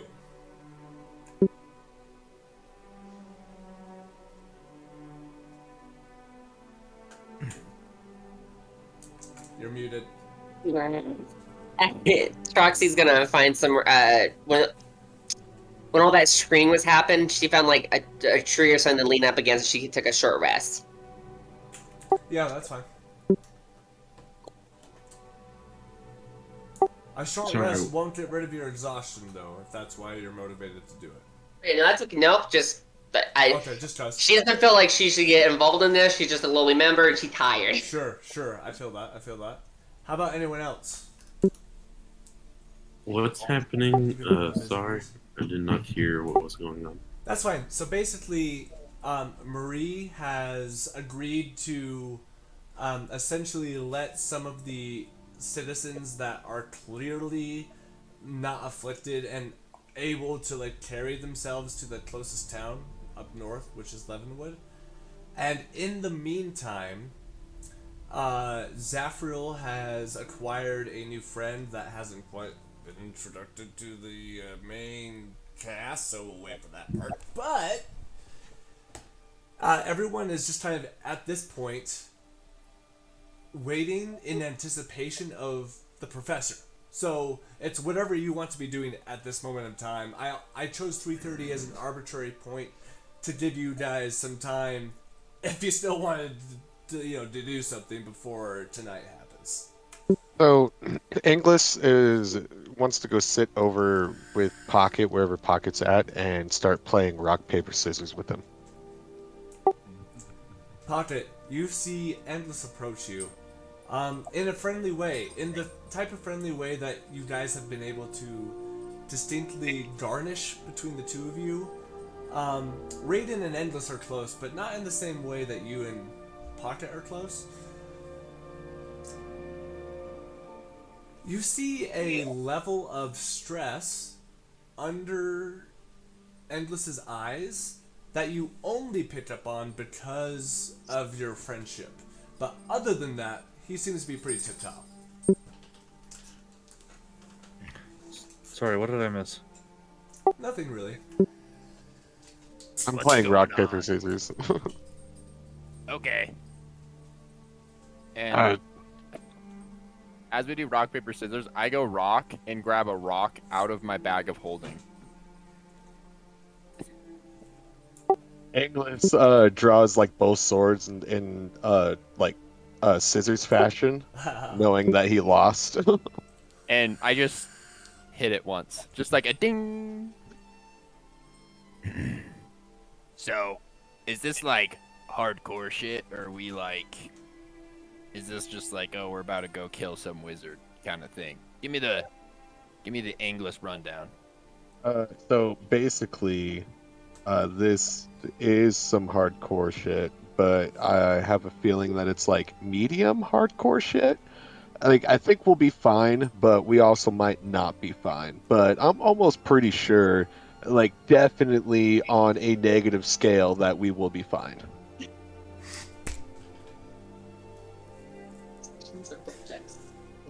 Yeah. That's, I can handle that. Yeah, like you I'm sure you've got some, like, spring-loaded gadget that shoots at your ass that's gonna save the day. Yeah, that's what this box of TNT is for. I've gained some weight. Winter and the whole break was not very good on me. Well, I'm glad you stayed busy, my friend. I'm glad you stayed busy. Raiden, what about you? Raiden goes around and asks all the members of the Standing Bear, all seven, I'm going to say 7 or 8 of them, to join him at the front gates. Whether they come or not, he sets up 7 to 8 like cups, either the ones they've been having around or whatever, and he just takes his jar of alchemy and just fills them with like some honey mead. Okay. Does everyone join? Absolutely. Yeah. If someone wakes up Troxy, then yes, she would have. Okay. Well, then we'll say all of the fellowship is gathered up and they all sort of... You sit about 20 feet away from the actual precipice of the entrance to Windshire through the magical barrier. Which at this point, you don't even see the magical barrier. You just see the wooden shell that's over it. Every once in a while, depending on the angle, you can kind of see the purple glitter that peers through the bark that is the magical barrier, but y'all are sitting in like a half circle of chairs, like you would be like a bunch of co-workers after work smoking a cigarette. Y'all are just sitting there sipping on some honey mead produced by Raiden as he gets your attention. I wanted to gather everyone here because honestly, I don't know what will happen after today. Everything I've learned and investigated so far seems to be interesting. I don't know if I explained this to anyone, but the people in there that are undead or seemingly undead seem to have a spark of sentience. I don't know if these people, well, are the same as me, but if they are, I really want to try and protect what could be others like me. Because God knows I have no fucking clue what the hell I am and what I was designed for. But if this is truly my creator to come see us, then goddamn, I'm gonna sock her right in the fucking jaw. Because I did not ask for this fucking life. And Troxy will just, like, in her tiny voice, just roar in agreement, so she just takes a huge hit, of her first cup of meat ever. She takes a huge sip. I'll be honest with you, Raiden. Before we came in contact, and I found out your true nature, I had the...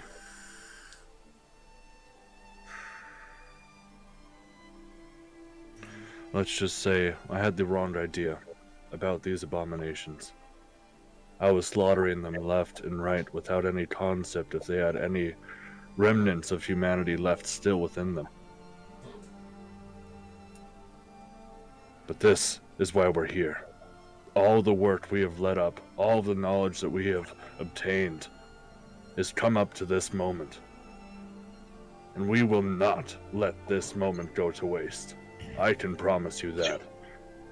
Hermione will not get away, and she will pay for the crimes that she has committed against this plane of existence. And I will be the judge.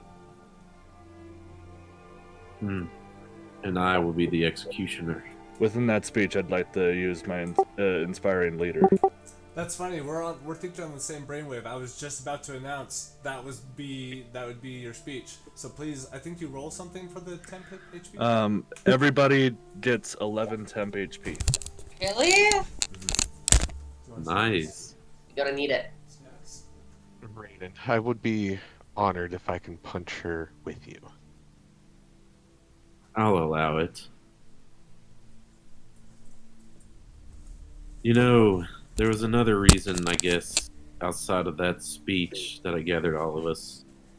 If Hermione was as powerful enough to create a being as myself, then I'm not far-fetched to say we might not all make it through this. So I thought it best we all have a drink. I will gladly give my life to save those people. And As for each will I. one of you. As she I'd like to be translating all of this too. Signing. Well, I can hear. It's just hard.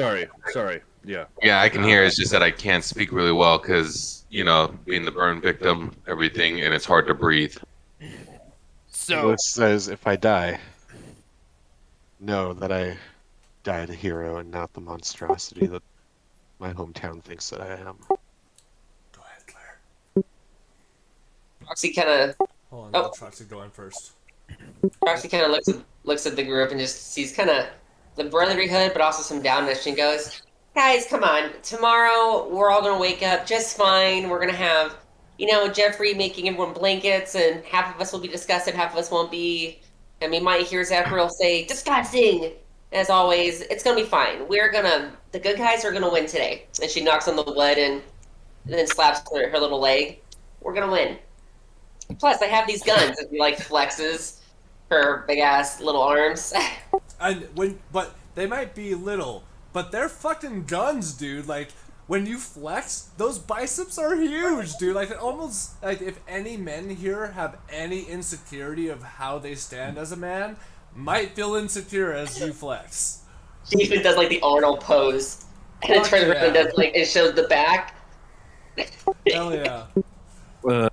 Poddington is just holding up a 10.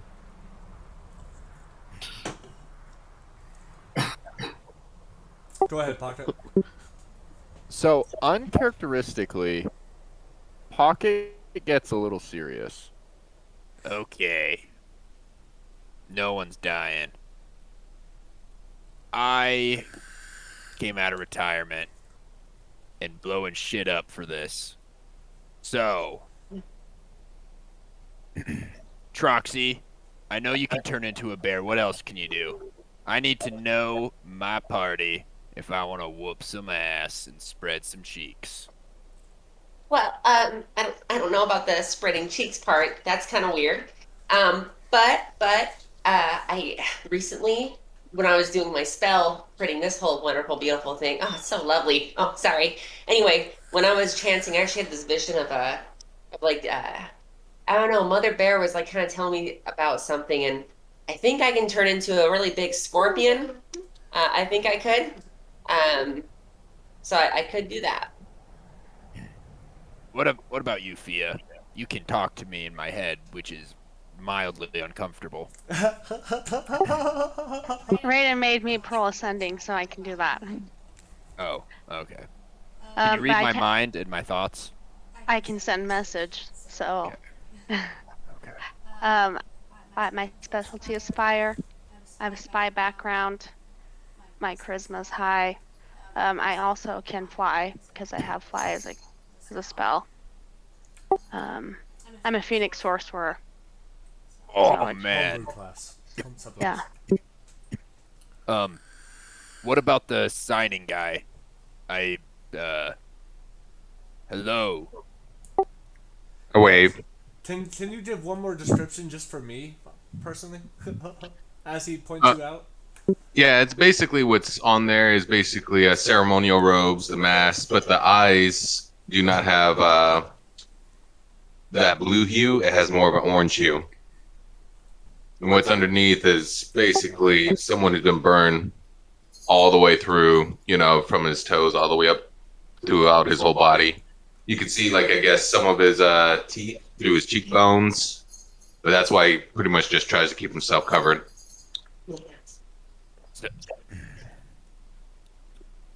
What are you capable of doing, sir? I'm gonna put up my one finger, and then I basically have this list of what I can do, who I am, my backstory, all this, and I basically present it to the group. Oh my god. Read. What did they see as they looked at the parchment?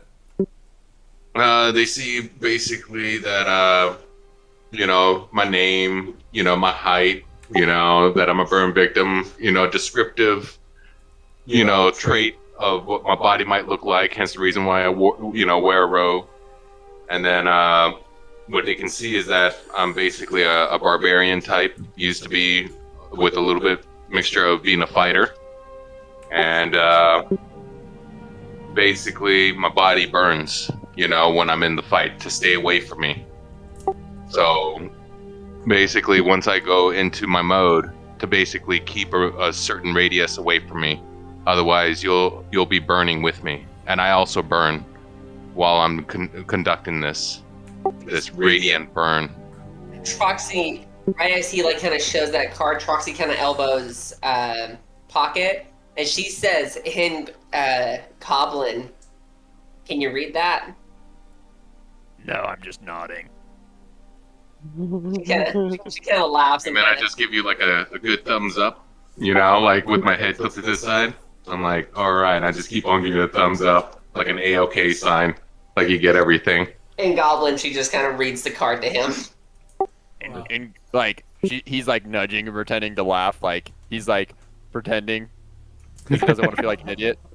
It'll be nice having another barbarian in the fray. And with that, Tamiel, as you... Oh, I also tell you, sorry about that. Go for it. Basically my tribe and what I belong to. So let me try and pull that up. Basically, I belong to what's translated as the Ending Day. It's a cult of Scourge Asmer found on Denasia.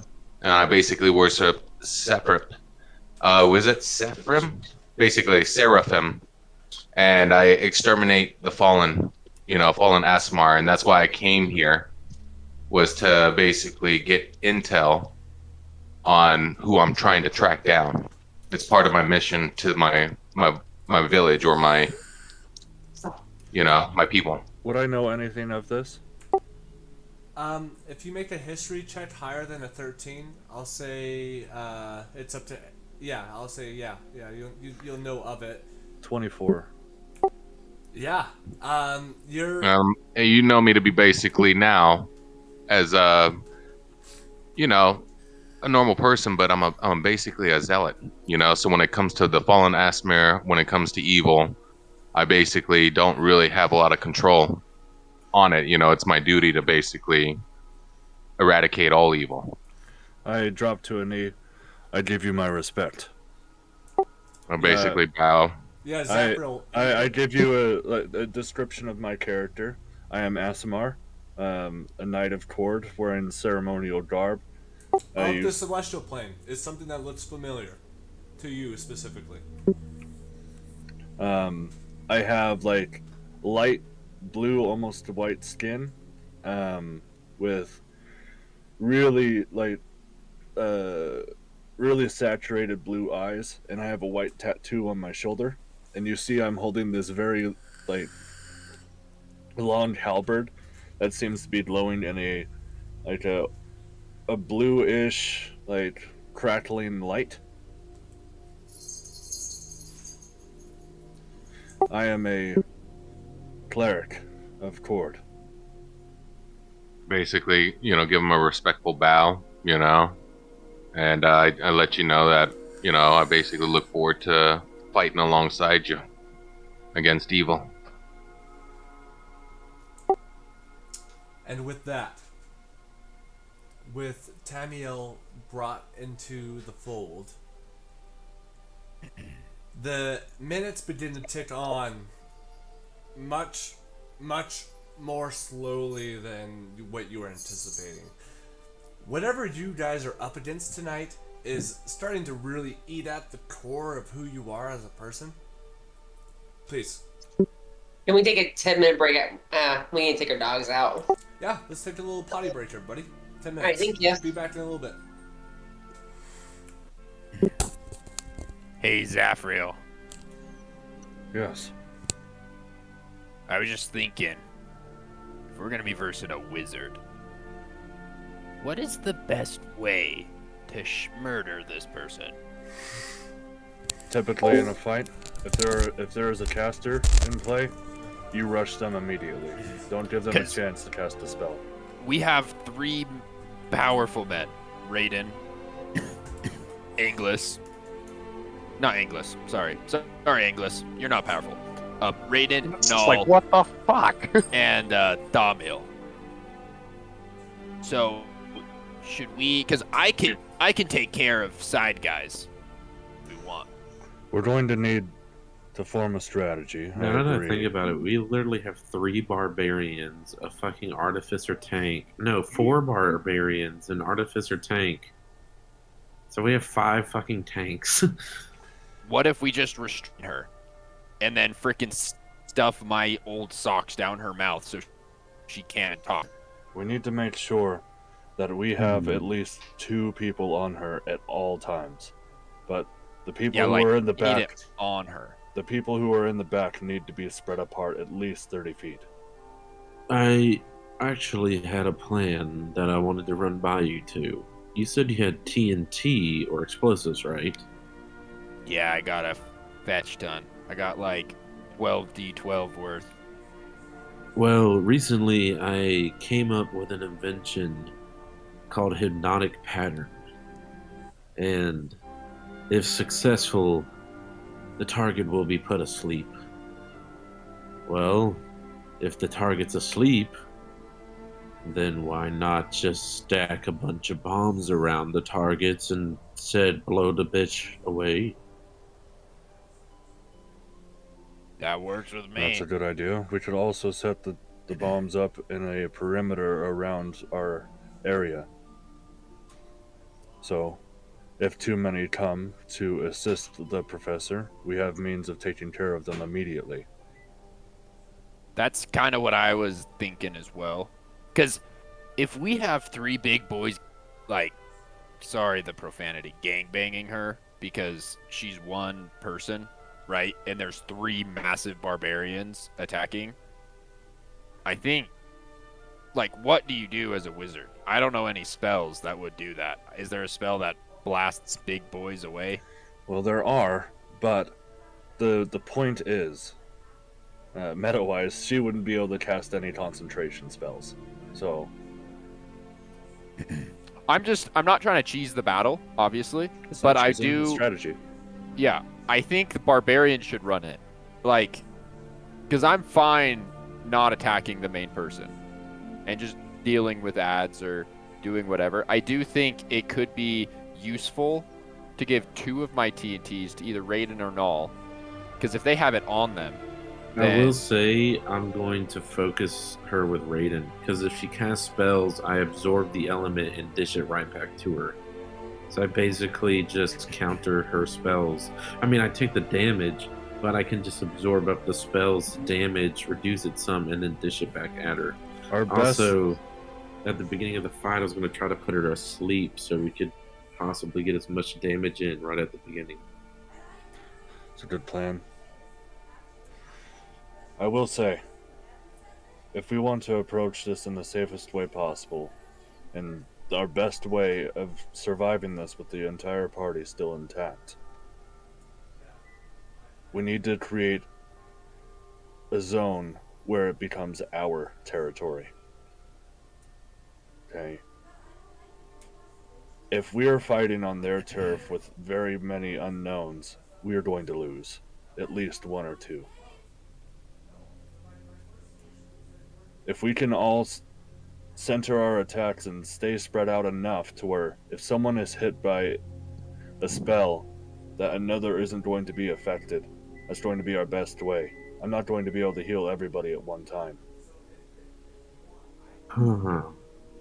You know, I had an interesting theory. You have a bag of holding, right? Pocket. Me?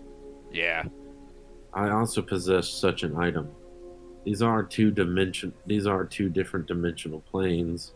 If these dimensional planes were to say collide, I do believe it would rip a hole through the fabric of time and space, most likely killing anything within reach, though Including you. also killing the person doing it.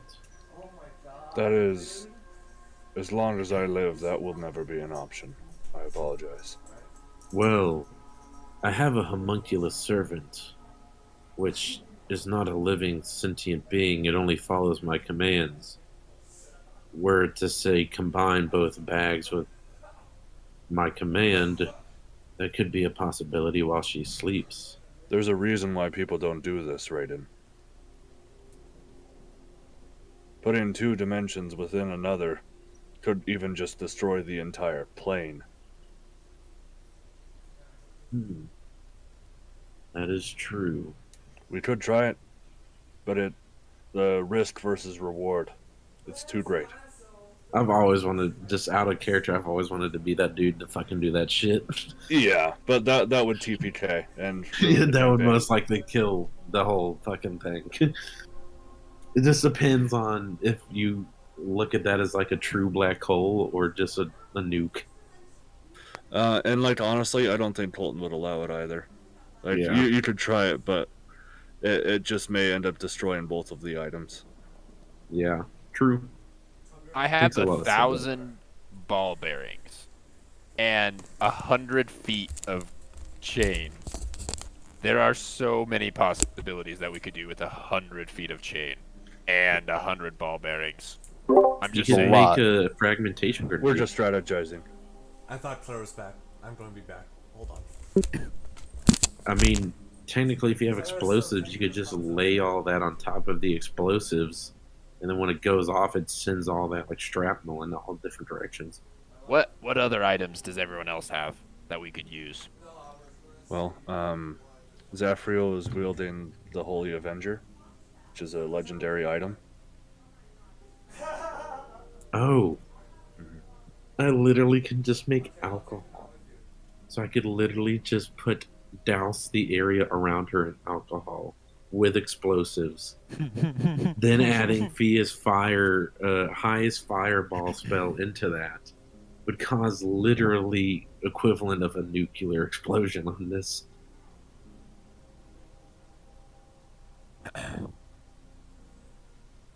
I also When have did I lava. get that? If I was to do one thing, I'd want to shoot lava on her tongue. I want to make it so she can never speak. Hey, It's kind of cheesy, but shooting lava on someone's tongue works like a charm. has anything happened to Null at all yet, or no? We're just talking strategy. Nothing No, story-wise has passed. Null's like done nothing the entire time. I think he would just basically go along with everything that's happened. Guys, I I don't only have- have 20. I don't have anything that we could use, but I do have a potion of blinding, and I don't know where that came from. Honestly, kind of forgot about him at some points, and I'm like, shit. Well, we're kind of moved on at this point. Whatever. That's fair. Well, and that's the thing too. Null is likely moved on, and now seeing that is like, Yep. yeah. He just doesn't care. He's basically moved on, and like, one, it's not entirely like looks. I mean, like, yeah, maybe it has a feel like the look of Safrin, but he just doesn't care. He's like, that's not her. Just fucking Loki playing tricks. Nope, that's totally fair. I just didn't know if I missed something or not. Nah, No, he's like I just been said, doing stuff. we've just been discussing strategy. Yep.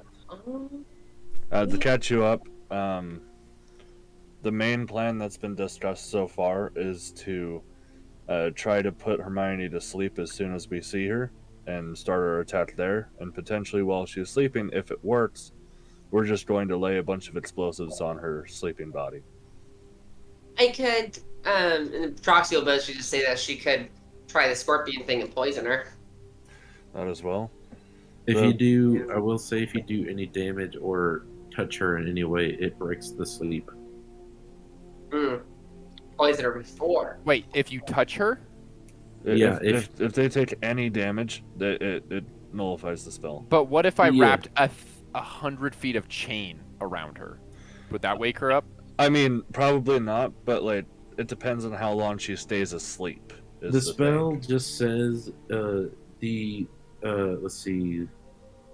Basically, it just says the creature, if it takes any damage or someone else uses an action to shake the creature out of its stupor, it ends. Which I just assume. Yeah. Wrapping chains, she's going to be shaken around enough. Yeah. The other plan that's been proposed so far is to have all the barbarians like not give her a second to breathe and have everyone else in a circle around, staying 30 feet apart from each other. Bet. So that way, nobody can be hit with the same spell. I think Fia and me should try to stay on ads duty, or Anglist and me. I think at least 2 people should be, if there are ads, focus on controlling everything other than the big bad guy. Well, Whoever has AoE, yeah. Whoever has Pocket, you have like ranged attacks you can use. Yeah, I have my pistols. I got Yeah. a shotgun. I got my grenades. So I have a lot that I can do. everyone who's not a barbarian is staying ranged. Is essentially it. And if there are no ads, then you're just firing away, far away. And I got I'll be going against those. I got 2 to 3 spells that I can use as well. Yeah. Okay. I think we're I good just as don't- long as we play it safe, but we've got some contingency plans. So I mean, Yeah, I just think we need to stay on top of ads, because if you don't, it can quickly spire out of control. well, the way that it's looking, if we're not able to, That's what I'll try to handle is all the ads since I go into rage mode and anything that leaves out of my area because I took Sentinel will basically be halted to a 0 on movement if they try to leave me and I get that attack of opportunity obviously and disengage doesn't work on me. So I man, can just keep on you attacking. should stay near Raiden then, because if they hit me with a melee attack, I can send them flying 15 feet away. And the other good thing is if if someone hits under Sentinel within 5 feet of me, someone else gets attacked, I get to attack that the creature that's attacking you. man, Sentinel is the coolest feat that no one takes. That's so cool. Yeah. I want you to realize you probably just made the best duo combo with Raiden, because if I attack something, everybody else has disadvantage. Or if I hit Hermione, she has disadvantage on an attack against anybody but me. So if she then has to attack me, that means you can attack her. If she attacks me, I can push her away 15 feet with a reaction, which then procs the other ability.